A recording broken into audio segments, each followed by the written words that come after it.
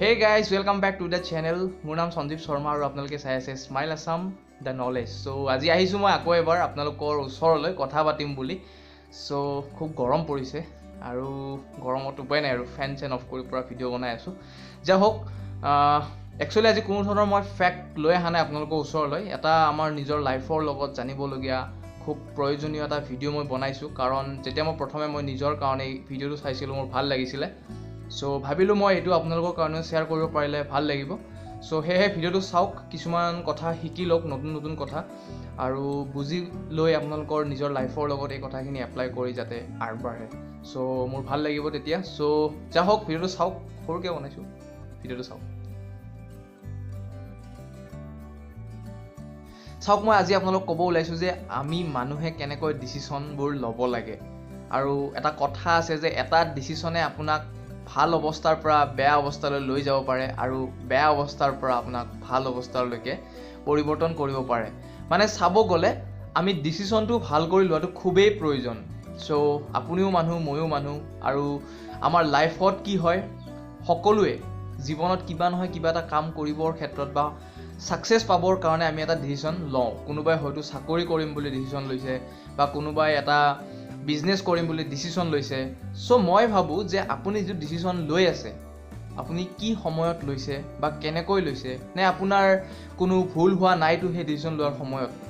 চ' মই তাকেই ক'ব বিচাৰিছোঁ যে আপুনি যেতিয়া কাম এটা কৰিবৰ কাৰণে ডিচিশ্যন এটা ল'ব, কেনেকৈ ল'ব আৰু কিদৰে আপুনি শুদ্ধকৈ ডিচিশ্যনবোৰ ল'লে আপোনাৰ কামবোৰ সফল হ'ব। চ' মই সেইকাৰণে 4টা কথা ক'ব ওলাইছোঁ আজি আপোনালোকৰ আগত। চাওক, আমি সকলোৱে এইটো কথা জানিব লাগে যে আমাৰ মাইণ্ডটোক সদায় বেলেঞ্চ কৰি চলিব লাগে। কাৰণ মই ক'ব বিচাৰিছোঁ, আপুনি এটা ডিচিশ্যন তেতিয়া নল'ব যেতিয়া আপোনাৰ মাইণ্ডটো এটা খুব বেছিকৈ ফূৰ্তিত থাকে, বা আপুনি খুব বেছি দুখত থকাৰ সময়ত কেতিয়াও আপুনি এটা ডিচিশ্যন নল'ব। কাৰণ যদি তেনেকুৱা সময়ত আপুনি এটা ডিচিশ্যন লয়, তেতিয়া আপোনাৰ সেই ডিচিশ্যনটো মেক্সিমাম ভুল হোৱাৰ চান্স থাকে। এটা মই উদাহৰণ দিছোঁ আপোনাক চিম্পুল কৰি। চাওক, আপুনি এটা চাকৰি কৰে আৰু সেই চাকৰিটোত কি হৈছে, আপুনি দৰমহা পালে। এইটো মেক্সিমাম মানুহৰ ক্ষেত্ৰত হয়। মই এটা ৰিয়েল লাইফৰ লগতে মই এইটো উদাহৰণটো মিলাইছোঁ। চাওক, আপুনি দৰমহা পালে প্ৰথম দিনাখন, আৰু আপুনি কি কৰিলে, দৰমহা পোৱাৰ দিনা আপুনি লগৰবোৰক মাতিলে যে আজি পাৰ্টি কৰিম আৰু খুব ভালদৰে আজি এনজয় কৰিম লাইফটো, যি হয় হ'ব পিছত। এনেকুৱা টাইপত আমাৰ মানুহে কি কৰে, ফূৰ্তিত, এক্সট্ৰিম ফূৰ্তি থাকে তেতিয়া ডিচিশ্যন লৈ যে এটা পাৰ্টি কৰিম বুলি। কিন্তু পাৰ্টি কৰাৰ পিছদিনাৰ পৰা কি হয়, লাহে লাহে পইচা শেষ হ'ব ধৰে, ধাৰ ল'ব লগাত পৰে, এনেকৈ পইচাবোৰ নোহোৱা হয় আৰু পিছত সমস্যাত পৰিব লগাত পৰে। চ' এইটো আছিলে আপুনি এক্সট্ৰিম ফূৰ্তিত লোৱা। আৰু যদি আপুনি বেছিকৈ দুখত লয়, চাওক, এতিয়া আপোনাক এটা কোম্পানীৰ মেনেজাৰে আপোনাক গালি পাৰিলে যে তোমাৰ কামবোৰ ভাল লগা নাই, তুমি ভালদৰে কাম কৰা, এনেকৈ আপোনাক খুব বেয়াকৈ গালি পাৰিলে। তেতিয়া আপুনি খুব মাইণ্ডটো বেয়া হৈ আছে। তেতিয়া আপুনি কি কৰিব, হঠাৎ ডিচিশ্যন এটা ল'ব যে ঠিক আছে, মই চাকৰি নকৰোঁ, মই ৰিজাইন দিম। এনেকৈ আপুনি চাকৰি এটা ৰিজাইন দি আহিলে। তাৰপিছত আপোনাৰ কি হ'ব, এদিন গ'ল, 2 দিন গ'ল, 3 দিন গ'ল, আপুনি লাহে লাহে চাকৰি পোৱা নাই, ডিপ্ৰেশ্যন আহিব ধৰিব, আপোনাৰ এনেকৈ নানান ধৰণৰ সমস্যা আহিব। চ' সেইটো কাৰণে কৈছোঁ, এটা ডিচিশ্যন খুব ইম্পৰ্টেণ্ট হয় আমাৰ কাৰণে। চ' মই সেইটো কাৰণে কৈছোঁ যে আপুনি মাইণ্ডটোক বেলেঞ্চ কৰি ডিচিশ্যন এটা ল'ব। যেতিয়া আপোনাৰ ভাল থাকে, এটা ফ্ৰেছ মাইণ্ডত থাকে, তেতিয়া আপুনি ভালদৰে এটা ডিচিশ্যন ল'ব। চ' এইটো আছিলে প্ৰথম। ছেকেণ্ডটো হৈছে, আপুনি যেতিয়া এটা ডিচিশ্যন ল'ব, তেতিয়া আপুনি প্ৰথমে নিজকে সুধিব যে আপুনি যিটো ডিচিশ্যন লৈ আছে সেইটো কিবা ক্ৰোধ বা মোহৰ কাৰণেতো লোৱা নাই। কি ক'ব বিচাৰিছোঁ যে ক্ৰোধ খঙত বা মোহ ভাল পোৱাৰ কাৰণে। ধৰি লওক আপুনি এটা চাকৰি পাইছে, আৰু সেই চাকৰিটো আপুনি ঘৰৰ পৰা বাহিৰত যে কৰিব লাগে, কিন্তু আপুনি ঘৰক বহুত ভাল পায়, সেইটো কাৰণে আপুনি চাকৰি নকৰাৰ কাৰণে ডিচিশ্যনটো ল'লে, সেইটোত মোহটো জড়িত হ'ল। এতিয়া ক্ৰোধৰ কথা ক'ব গ'লে, আপুনি ধৰি লওক লগৰ মাজত খং উঠিল, আপোনাৰ ডিচিশ্যন ল'লে যে তাক মই মাৰিম, পিছত আজি নামাৰিলেও মই বেলেগ দিনা মাৰিম বুলি আপুনি এটা ডিচিশ্যন ল'লে। কিন্তু আপুনি কি হ'ল, পিছত পস্তাব লগাত পৰিলে। আজিকালিতো কি হৈছে, সেইটোৰ কাৰণেতো বহুত মাৰ্ডাৰ হৈছে, বহুত নোহোৱা ঘটনাবোৰ ঘটি আছে এই ক্ৰোধৰ কাৰণে কিছুমান ডিচিশ্যনটো লয়। চ' সেইটোৰ কাৰণে আপোনালোকে যেতিয়াই এটা ডিচিশ্যন ল'ব, খং বা ভাল পোৱাৰ ক্ষেত্ৰত বা যিটো মই ক'লোঁ সেইটো বুজি আপুনি ডিচিশ্যন এটা ল'ব।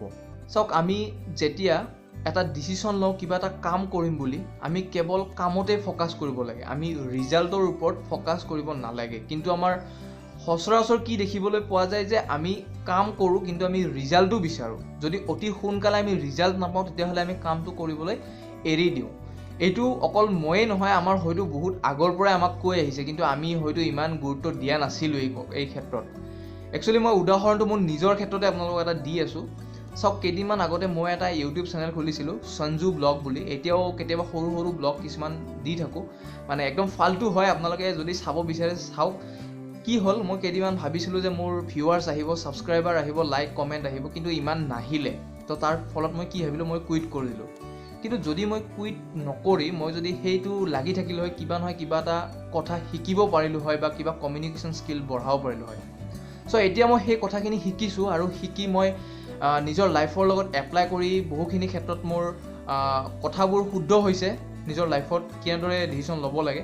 চ' সেইকাৰণে মই আপোনালোকক ক'ব বিচাৰিছোঁ, আপোনালোকে কাম এটা কৰিম বুলি মানে যেতিয়া থিৰাং কৰিব, অকল কামেই কৰক, আপোনালোকে ৰিজাল্ট নাচাব। আপোনাৰ ডিচিপ্লিনলি কামবোৰ কৰক, কেনেদৰে কৰিব লাগে কামটো সেইবোৰ ট্ৰিক টেকনিক চাওক, বাছ আপোনাৰ মানে যি কাম কৰে সফল হ'বই হ'ব। নম্বৰ 4টো হৈছে শ্ৰীকৃষ্ণৰ গীতাত এটা কথা কৈছে যে যিটো কাম সমাজৰ কাৰণে ভাল নহয় সেই কামটো আপোনাৰ কাৰণে ভাল হ'বই নোৱাৰে। চ' মই এইটোৱে ক'ব বিচাৰিছোঁ যে আপোনালোকে এনেকুৱা ডিচিশ্যন কেতিয়াও নল'ব যে কেৱল আপোনাৰ কাৰণে ভাল হয় আৰু সমাজৰ কাৰণে বেয়া হয়। চ' এইখিনি আছিলে আজি ক'বলগীয়া আপোনালোকক ডিচিশ্যনৰ ওপৰত। আশা থাকিল আপোনালোকে নিজৰ লাইফৰ লগত এই কথাখিনি মিলাই লৈ আপোনালোকে আগবাঢ়িব, কাৰণ এটা ডিচিশ্যন খুব ইম্পৰ্টেণ্ট হয় আমাৰ সকলোৰে কাৰণে, আৰু সকলোৰে ভাল হোৱাটো সকলোৱে বিচাৰিব লাগে। চ' আৰু কেইটামান আছে বনাবলগীয়া ইয়াৰ ওপৰত, ডিচিশ্যন কেনেকৈ ল'ব লাগে, কিন্তু অকণমান এইবোৰ কনফিউজন টাইপ হয়তো বা কণ্ট্ৰভাৰ্চিয়েল হয়। চ' সেইটো কাৰণে অকণমান ক'ব ভয় লাগে। চ' যা হওক, যদি পিছত পাৰোঁ বনাম। আৰু এইখিনিয়ে আৰু আজি ক'লোঁ। যদি ভিডিঅ'টো ভাল লাগিছে তেতিয়াহ'লে লাইক কৰিব, আৰু যদি কথাখিনি আপোনালোকে পাৰে বেলেগকো অকণমান শিকাই দিবৰ কাৰণে তেতিয়াহ'লে শ্বেয়াৰ কৰিব আৰু ছাবস্ক্ৰাইব কৰিব পাৰে মোৰ চেনেলটো। বাছ এইখিনিয়ে, আকৌ আহিম এটা নতুন ভিডিঅ'ৰ সৈতে।